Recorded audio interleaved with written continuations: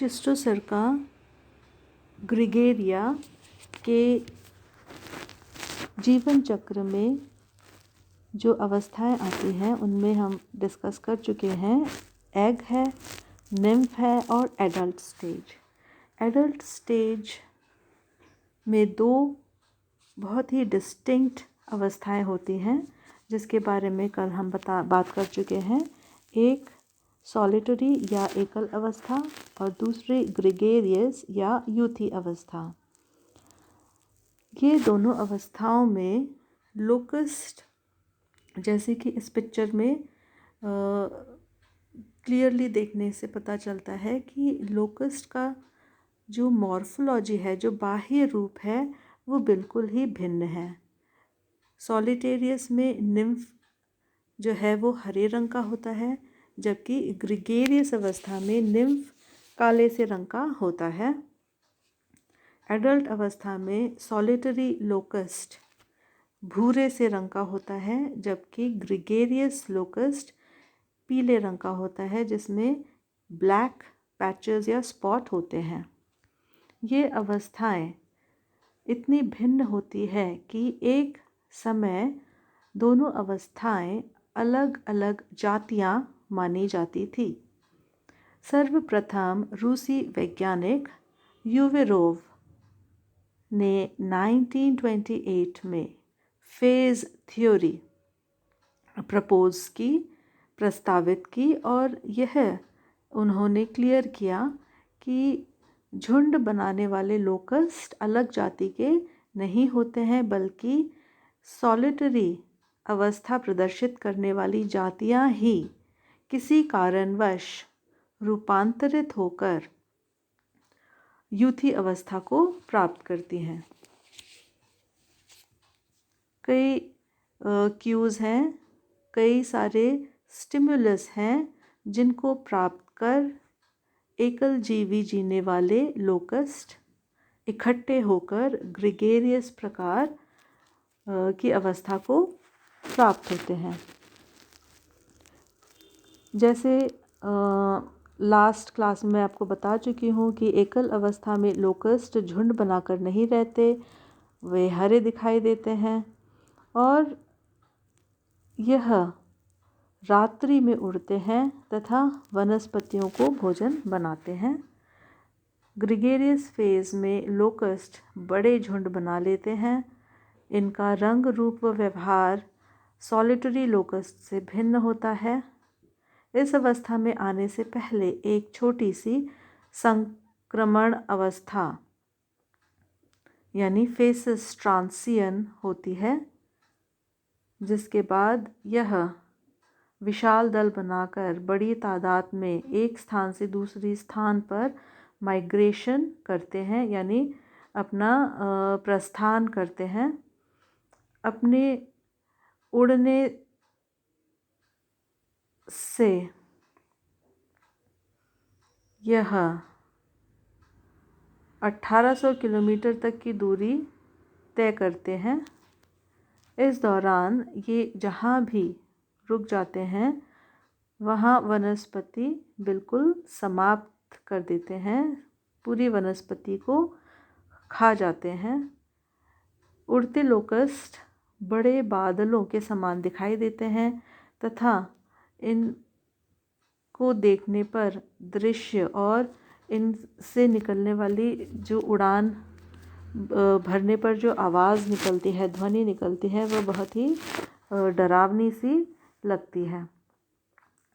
यह इतनी बड़ी संख्या में उड़ते हैं, इसका हम अनुमान ऐसे लगा सकते हैं कि समुद्री तूफान में ये देखा गया कि एक बार समुद्री तूफान में फंसकर एक टिड्डी दल डूब गया और जब यह लहरों के साथ किनारों पर आया तो इनका जो फैलाव था तट पर 40 मील लंबाई तक फैला हुआ था और कई फुट ऊंचा था।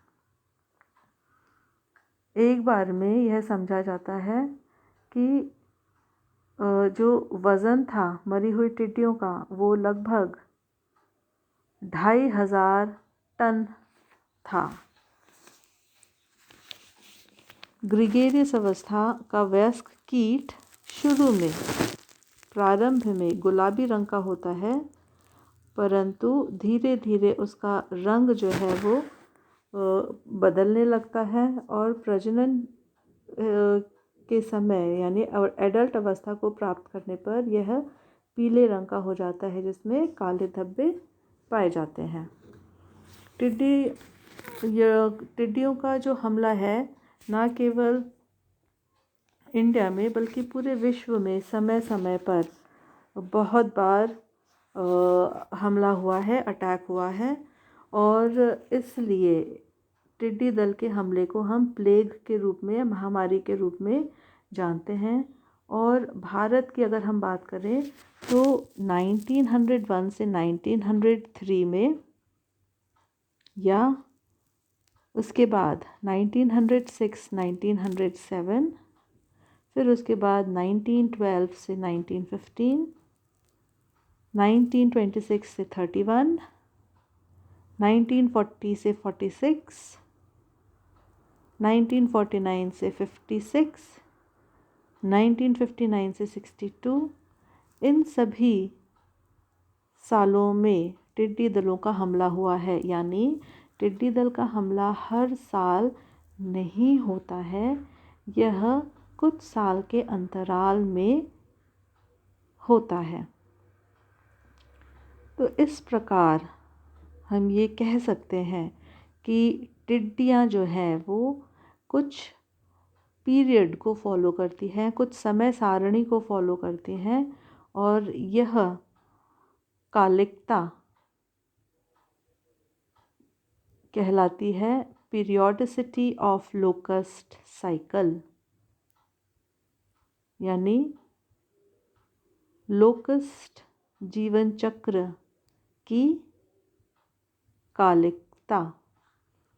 और इस विषय पर इंडियन एंटोमोलॉजिस्ट वो विज्ञानी होते हैं जो इंसेक्ट के ऊपर स्टडी करते हैं। तो भारत के एक एंटोमोलॉजिस्ट जो कि अब नहीं हैं, डॉक्टर एस प्रधान द्वारा एक जैविक सिद्धांत यानी बायोटिक थ्योरी प्रस्तुत की गई, जो कि इस पीरियोडिसिटी को स्पष्ट करती है। पीरियोडिसिटी का मतलब क्या है कि लोकस्ट अपने जीवन काल के कुछ समय तो एकल जीवी रहते हैं, पर कुछ समय के अंतराल में यह एकल जीवी से यूथी यानी ग्रिगेरियस हो जाते हैं।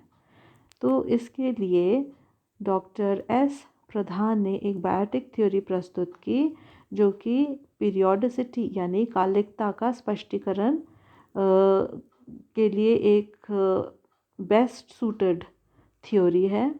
और इसके अनुसार टिड्डियों की अचानक वृद्धि या झुंड बनाना तब देखा जाता है जब कुछ समय से जलवायिक कारक चरम सीमा को छूते हैं। इन जलवायिक चरम यानी क्लाइमेटिक एक्सट्रीम के कारण टिड्डियों के आवास में उनके प्राकृतिक शत्रु नष्ट हो जाते हैं या वहाँ से पलायन कर जाते हैं। इस कारण टिड्डियों की संख्या नियंत्रित नहीं हो पाती तथा यह अत्यंत बढ़ जाती है। Biotic theory, according to biotic theory proposed by Dr. S. Pradhan, he said that the increase in the number of locusts and the tendency to form the groups together is due to the fact that when the climatic extremes are seen, secondly, when the predators of the locust are less in number, since the predators of the locust decrease in the population in number or population, so there are no other or animals, organisms there to feed on the locust, and since they are not there to feed the locust, the number of locust increases. यह टिड्डियाँ पहले उस क्षेत्र में प्रजनन करती हैं जहाँ सर्दियों में वर्षा होती है। सहारा, लिबिया, इजिप्ट, दक्षिण अरेबिया ऐसे स्थान हैं। वहाँ से ये ईरान, पाकिस्तान, भारत तक आती है जहाँ गर्मियाँ जून में वर्षा होती है। इस तरह वर्ष भर में 2 पीढ़ियाँ उत्पन्न कर पाती है तथा 2 विभिन्न भौगोलिक क्षेत्रों की अनुकूल परिस्थितियों का लाभ उठाती है। The migratory locust, since they move from one place to another at one place, that is during winters, as I have already mentioned, that Cysticerca gregaria, they reproduce 2 times in a year, one during the winters and the other time during the summers. So सर्दियों में जहाँ वर्षा होती है, जैसे सहारा, Libya, Egypt आदि में यह प्रजनन करते हैं और फिर वहाँ से they migrate to Iran, Pakistan, India and then they again reproduce in winter, in summers, June to August, because we see that June to August in India is said to be the time where rains are also evident. बारिश भी होती है और ये गर्मियों का समय समझा जाता है। तो इस समय ये टिड्डियों का दल जो है ये ईरान, पाकिस्तान व भारत में आकर प्रजनन करती हैं। और हम जानते हैं कि ये कुछ पेड़ों को, जैसे मैं पहले आपको बता चुकी हूँ, नीम, धतूरा आदि वनस्पतियों को छोड़कर बाकी जितनी भी वनस्पति इनके संपर्क में आती है ये उनको नष्ट कर देते हैं।